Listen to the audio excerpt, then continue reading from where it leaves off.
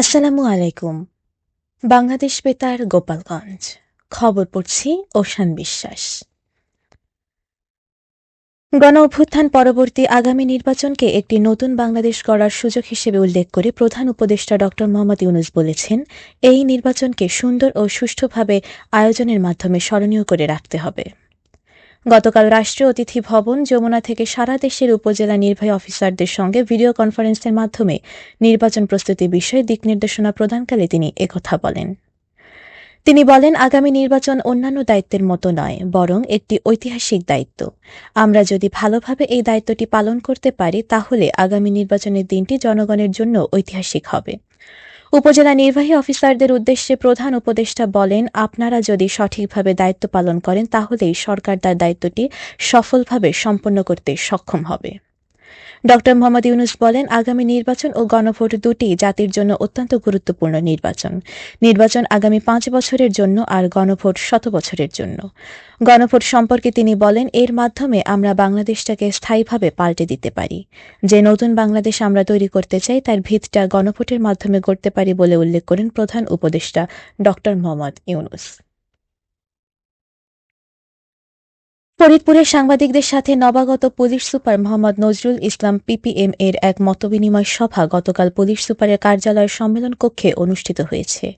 সভায় সাংবাদিকরা ফরিদপুর শহরের যানজট, রেজিস্ট্রেশনবিহীন মোটরসাইকেল চালনা, অপসাংবাদিকতা, আইনশৃঙ্খলা পরিস্থিতি, অবৈধভাবে ফুটপাত দখল, মাদক সন্ত্রাস, চাঁদাবাজি দমনের বিষয়ে আলোচনা করেন।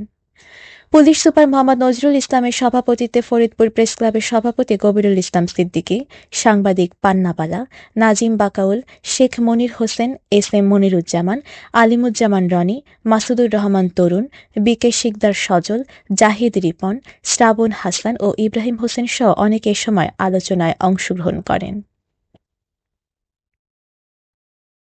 মাদারীপুরে গতকাল পালিত হয়েছে মাদারীপুর মুক্ত দিবস। দিবসটি উপলক্ষে বীর শহীদ সরোয়ার হোসেন বাচ্চু শরীফের শাহাদাত বার্ষিকী স্মরণে সকালে তাঁর কবর জিয়ারত ও দোয়া মোনাজাত অনুষ্ঠিত হয়।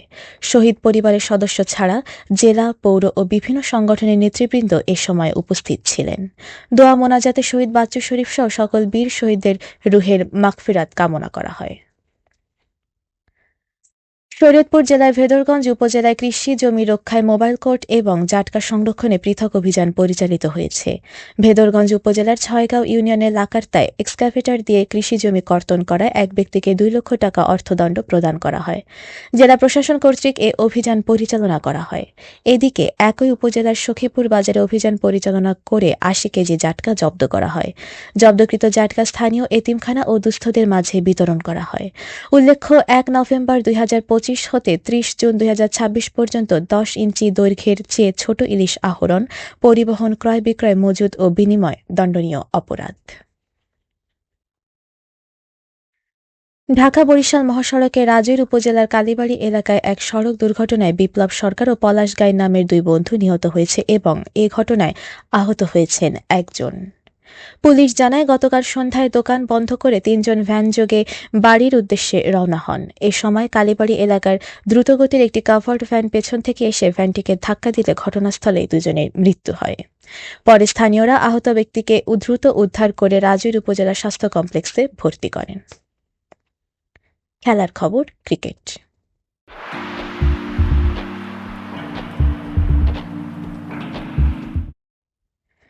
ফরিদপুর শহরের মহিম স্কুলের মাঠে ফরিদপুর সেন্ট্রাল ক্লাব ক্রিকেট টুর্নামেন্টের উদ্বোধন করা হয়েছে। মহানগর বিএনপির সিনিয়র যুগ্ম আহ্বায়ক এবি সিদ্দিকী মিতুল এই টুর্নামেন্টের উদ্বোধন করেন। টুর্নামেন্টে প্রথম খেলায় ফরিদপুর সরকারি রাজেন্দ্র কলেজ ক্যাম্পাস ৮৭ রানে এলিট 11 ক্লাবকে পরাজিত করে। সরকারি রাজেন্দ্র কলেজ স্কোয়াড প্রথমে ব্যাট করতে নেমে ১৬ ওভারে ১৮৯ রান সংগ্রহ করে। জবাবে এলিট 11 ক্লাব ১০২ রানে অল আউট হয়। ১২টি দল নিয়ে এই টুর্নামেন্ট শুরু হয়েছে। সবশেষে আবহাওয়া।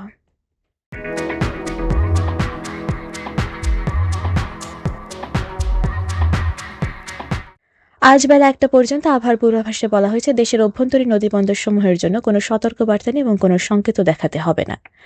খবর শেষ হলো। আমাদের পরবর্তী খবর প্রচারিত হবে আগামীকাল সকাল ৮টা বেজে ৩০ মিনিটে বাংলায়।